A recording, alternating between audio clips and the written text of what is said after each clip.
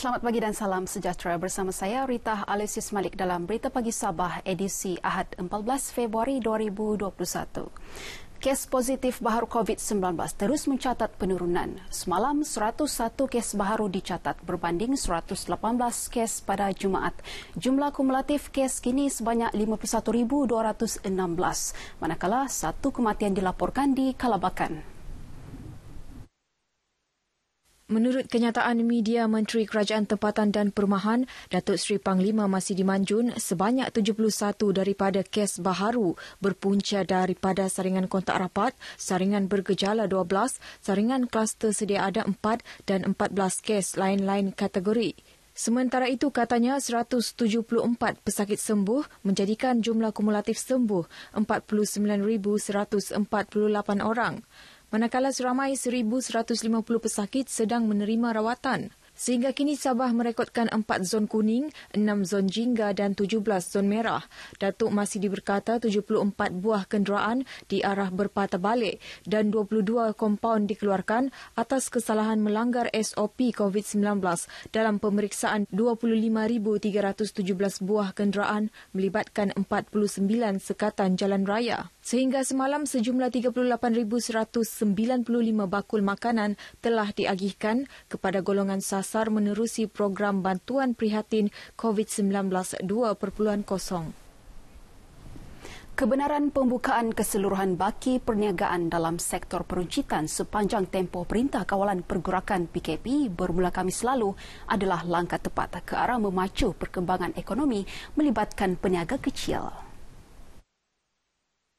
Ahli Dewan Undangan Negeri Adun dilantik, Dr. Ali Akbar Gulasan berkata, pengumuman itu sememangnya dinantikan golongan peniaga yang terjejas pendapatan akibat penutupan sektor perniagaan terbabit semasa PKP dilaksana bagi mengekang penularan pandemik COVID-19.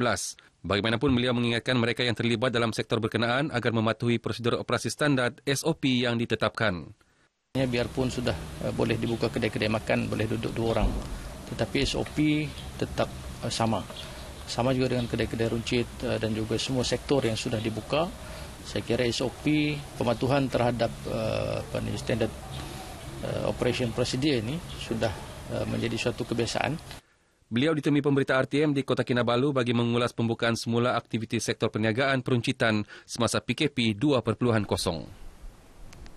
Tahap pematuhan prosedur operasi standard SOP sepanjang Perintah Kawalan Pergerakan PKP bagi sektor borong dan runcit di Sabah berada pada tahap yang tinggi, iaitu 99.81%.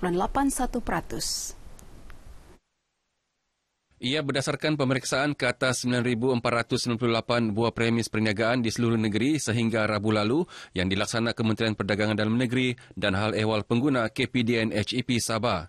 Penggaranya Joji Abbas dalam kenyataan berkata daripada jumlah itu, 2 premis diberi nasihat, 11 premis diberi amaran dan 5 premis dikenakan kompaun. Pihaknya akan terus melipat gandakan pemeriksaan di premis-premis tersebut untuk memastikan pematuhan peniaga ke atas SOP yang ditetapkan. Mereka juga akan memantau pelaksanaan dine-in atau makan di restoran agar SOP dipatuhi sepenuhnya. Sementara itu, tinjauan RTM bersama pegawai-pegawai KPDN HEP di salah sebuah pusat membeli belah di Kota Kinabalu mendapati pematuhan SOP dalam kalangan peniaga adalah memuaskan. Sebanyak 3,720 tapak projek di negeri ini diperiksa Lembaga Pembangunan Industri Pembinaan CIDB Sabah menerusi operasi rutin khas penguatkuasaan bersama agensi yang dijalankan sejak Mac 2020.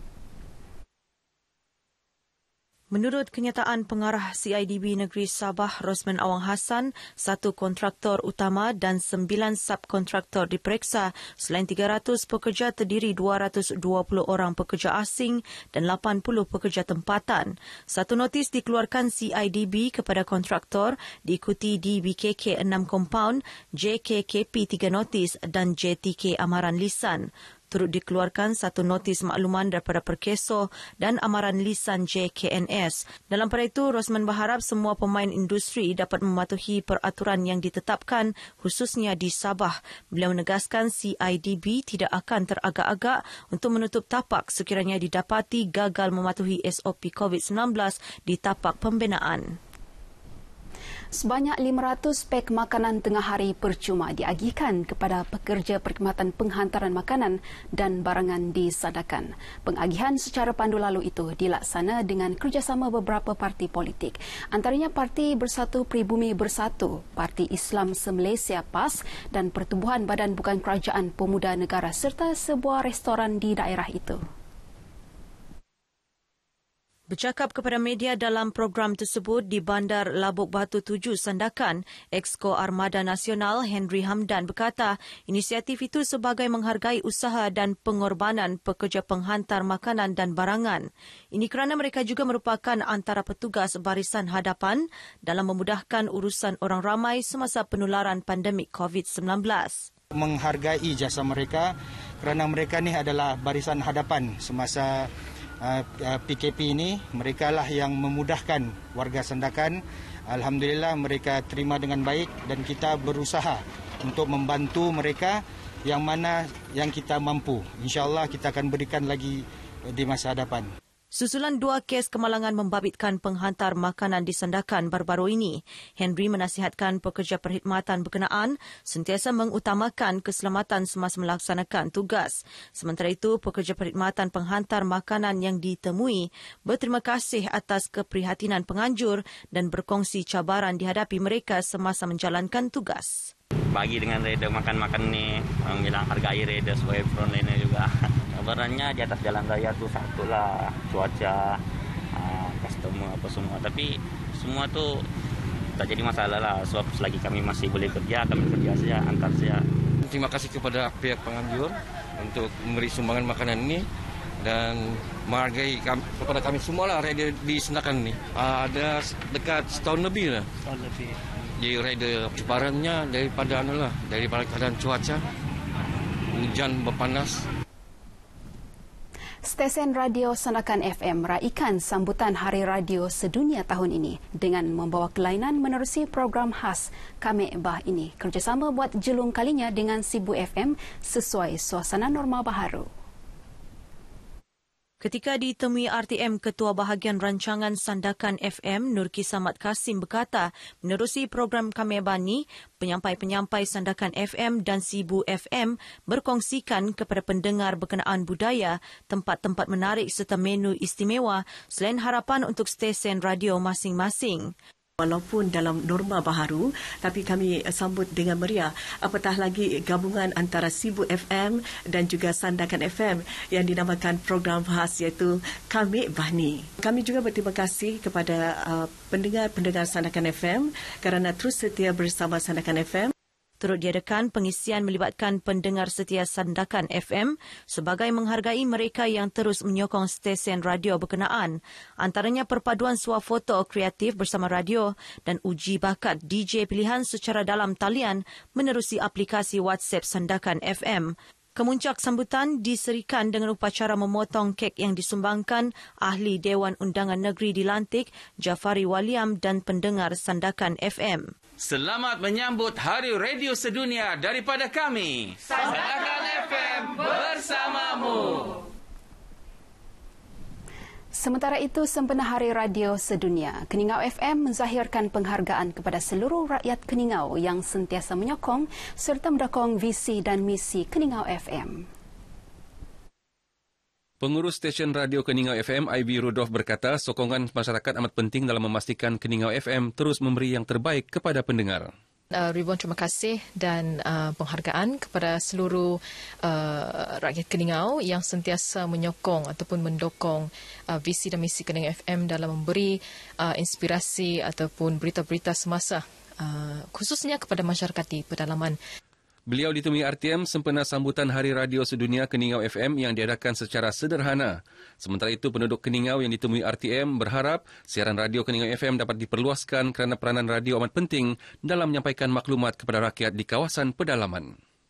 Di masa-masa akan mendatang frekuensi radio Keningau FM diperluaskan lagi ke pedalaman-pedalaman di Sabah lah, supaya cepat mendapat maklumat. Radio memang amat penting pada zaman sekarang lah, untuk menyampaikan maklumat, contohnya di musim-musim sekarang, musim COVID. Mau ni frekuensi radio diperluaskan, terutamanya di Keningau FM sebab dia memang di pedalaman.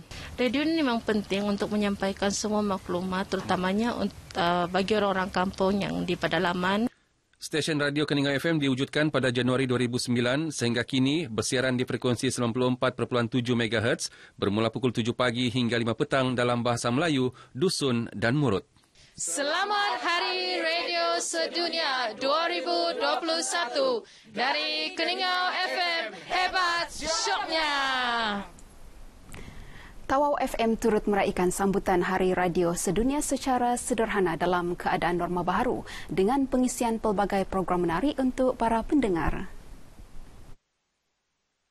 Antara program dilaksana pertandingan swafoto beserta ucapan terpilih yang menawarkan hadiah menarik untuk pendengar di laman Facebook Tawau FM dan WhatsApp Tawau FM.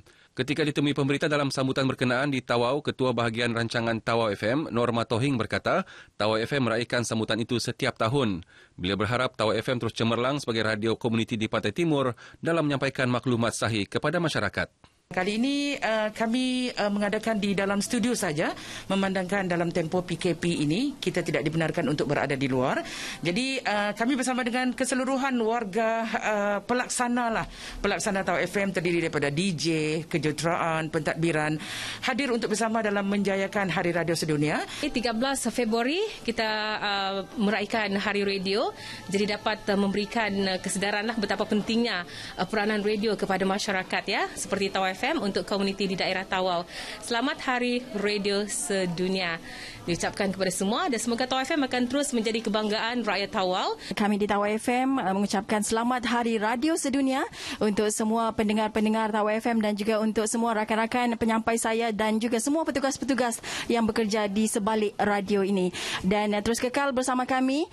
Selamat Hari Radio Sedunia kepada semua penyiar dan juga pendengar setia RTM 34 stesen satu suara. Dan juga harapan saya agar anda terus menyokong dan juga mendengar radio secara online dan di mana jua anda berada. Selamat Hari Radio Sedunia. Selamat Hari Radio Sedunia dari kami di Tawau FM. Baik saudara, paparan tadi mengakhiri berita pagi Sabah kali ini. Raikan sambutan Tahun Baharu Cina dengan suasana norma baharu. Terus bersama putuskan jangkitan COVID-19. Saya Rita Alexis Malik, salam hormat.